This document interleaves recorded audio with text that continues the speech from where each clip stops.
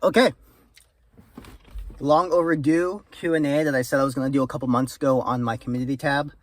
Just procrastinate. Anyways, I'll go through the frequently asked questions first. The barbell boy, how old are you? 22. Let me see what else.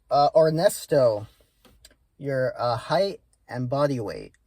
So currently, right now, I'm 148 or 67, 68 kilos right now. And then I'm 5'8 or 173 centimeters. Okay. Aaron Kohlberg. Top 3 animes. It's pretty easy because I've only ever watched 3. Evangelion, Nishiju, and K-On! Those are probably my top 3. And maybe Nishiju being my favorite. Derek Wong said, what is your routine / program that you are following right now? Frequency, reps, and sets. Currently, right now, I'm taking the advice of Dmitry Klokov.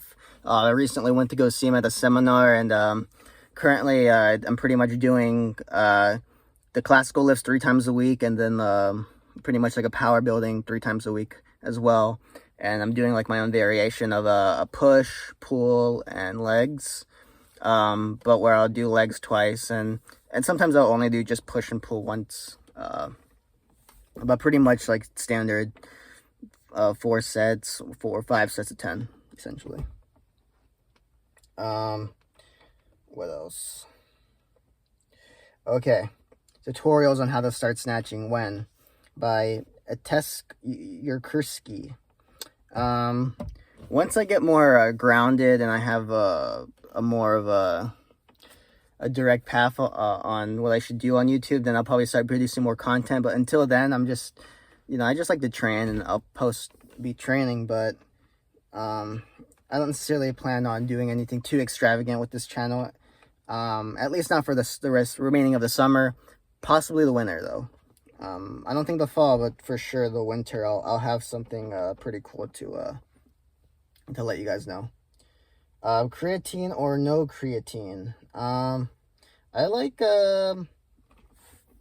creatine before and afterwards. I'm not sure if that's ever made a difference, but I usually like taking 2.5 grams before and then 2.5 grams afterwards. I only do that because I saw it on a GNC label, and so I just started doing that. Richard Yang is one of my subscribers. Thank you. Do you exclusively only train Ollie lifts plus squats? Like I mentioned, after going to see Mr. Klokov, I'm pretty much changing my routine, and it's for a blessing because I'm actually breaking my current PRs, and it's looking good. Intuitive training is not always the best, but that's my favorite way of training, so I'll keep doing that. Did you wrestle in California? By Rick Grimes. No, I wrestled in Florida. I'm assuming you only said that because I had my cage fighting shorts. Pickle and Raspberry said, hey, how much can you squat just below parallel? And just below parallel, like a low bar squat? I've never done any more than 315 with a low bar squat. But my ass to grass squat is probably, what was it again? Not very impressive. 308 or something. I'm trying to think of the kilo conversion, but I'm like blanking out on it. But that's my ATG though. Maybe I should work on full or parallel squats. Pardon me. Let me know if I should, because I don't know if that's like content people want to watch, because there's already a dozen regular parallel squatters, and I the only reason why I think people like watching ATG is it's kind of phenomenal, so it's something you'd want to watch or whatever. Napoleon Krishna Bayu, it's a nice name. What is your primary core exercise to assist them front squats? Core core exercise, I like doing knee raises. Knee raises are fun. Also butterfly, whatever they're called, butterfly kicks or something like that. But I like kind of cheating on them, and I have my hand underneath my butt, which I think that's actually proper form, but I feel like it makes them way more easier. So I don't know, I don't like doing them that way. But I primarily, if I ever do abs, it's usually knee raises, and I'll exhale when I'm on my way up. Train Pigeon asked, hey, do you like those do-ins? And I love those do-ins. I'm not sure if I have them here, but they're honestly my favorite shoe ever. I guess I just like they're pretty like minuscule, and maybe I'm biased though because it's like my first actual pair of lifters. But I don't necessarily plan on getting any other weightlifting shoes or buying any other weightlifting shoes voluntarily. The only reason why I would is if those fall apart, and I feel like I'm treating them pretty well. I usually only keep my shoes on inside the gym. I traditionally don't like walking around with them because that kind of wears them pretty fast, just like any other shoe. Sam Plum asked, any special tips to achieve front rack position? All right. I guess what helped me the most was what's it called? Getting the barbell and kind of like wrinkling. Does that make sense? Wrinkling it.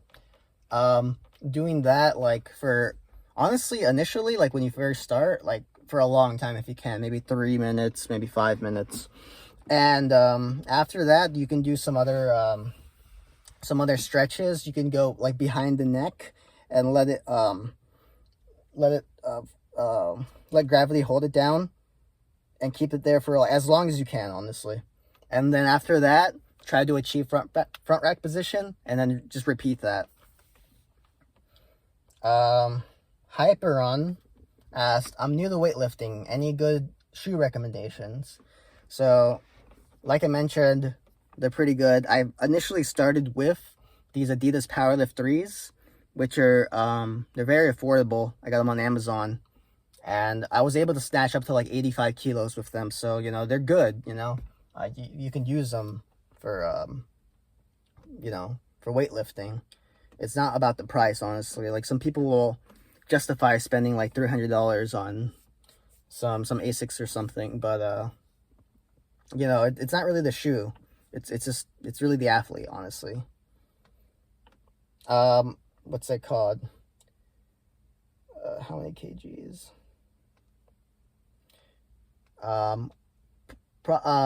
Transition from powerlifting to weightlifting.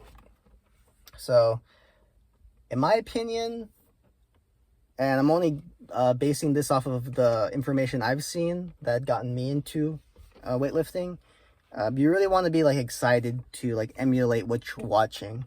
Like you really want to like envision yourself actually weightlifting, actually moving the weight, and completing the exercise, because it's really like it's really gratifying once you're able to achieve that.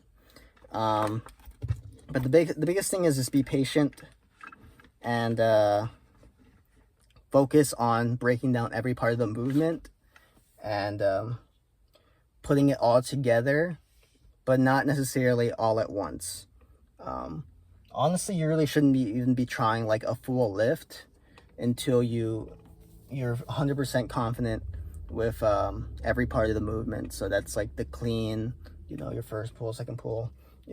Pretty much you want to be very, very, very confident. And by that, you would want to get a coach, or what I did, just search up how to snatch or how to clean and jerk by Clarence Kennedy, and I essentially just watched that like a dozen times every week, and then if I needed a refresher, I would watch it again like a couple months later. But I've seen that video, like I've probably given like 100,000 views. So yeah, that's about it for now. I just caught a lift in, so I'm gonna go macro up. I appreciate it, and see ya.